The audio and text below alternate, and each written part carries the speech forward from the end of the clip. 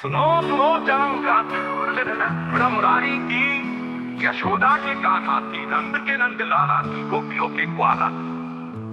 त्रेता युग में मधु दैत्य ने यमुना दक्षिण तट पर एक शहर बसाया मधुपुरी। यही मधुपुरी द्वापर युग में शूरसेन देश की राजधानी बनी, जहाँ अंधक, वृष्णि, यादव, भोज आदि 7 वंशों ने राज्य किया द्वापर युग में।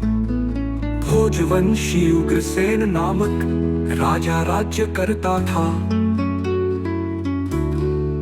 जिसका पुत्र कंस बड़ा क्रूर, दुष्ट, दुराचारी, प्रजा को बड़ा दुख देता था।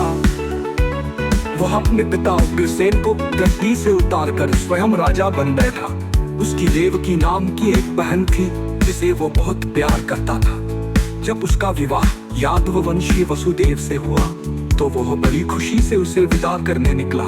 लेकिन रास्ते में आकाशवाणी हुई, हे कंस, जिस बहन को तू इतने लाड प्यार से विदा कर रहा है, उसके गर्भ से उत्पन्न 8वें पुत्र द्वारा तेरा अंत होगा।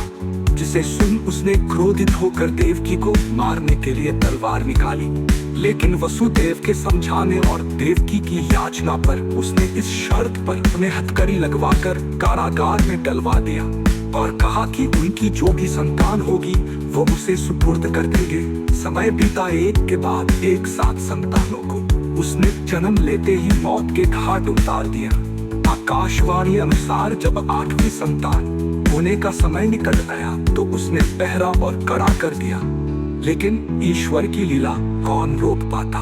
वो समय भी आया जब भादो मास की कृष्ण पक्ष की अष्टमी को रोहिणी नक्षत्र में घनघोर अंधकार और मूसलाधार वर्षा में भगवान विष्णु के 8वें अवतार स्वरूप परित्राणाय साधुना विनाशाय च दुष्कृताम तथा धर्म संस्थापनार्थाय हेतु भगवान श्री कृष्ण अवतरित हुए। कंस इस बात से अनभिज्ञ था कि ईश्वर जन्मने वो तो अवतरित होते हैं। भगवान श्री कृष्ण ने अवतरण के साथ ही अपनी लीलाएं आरंभ कर दी। अवतरित हुए तो जेल के पहरेदार गहरी नींद में सो गए। वसुदेव देवकी की हथकड़ियां अपने आप खुल गई। आकाशवाणी हुई तो वसुदेव के माध्यम से सुबह में आराम से लेट गए और उन्हें उफनती यमुना नदी पार करवाकर नंद बाबा व यशोदा के धाम को कुल पहुंचा दिया, जहां नंदनंदन और यशोदा के लाडले कन्हैया बनकर उनका जन्मोत्सव बड़ी धूमधाम से मनाया गया। मथुरा तथा वृंदावन में ये सबसे बड़े त्योहार के रूप में बड़े उत्साह के साथ 10-12 दिन तक बड़ी धूमधाम से मनाया जाता है। मंदिर में श्री कृष्ण की अपूर्व झांकियां सजाई जाती है।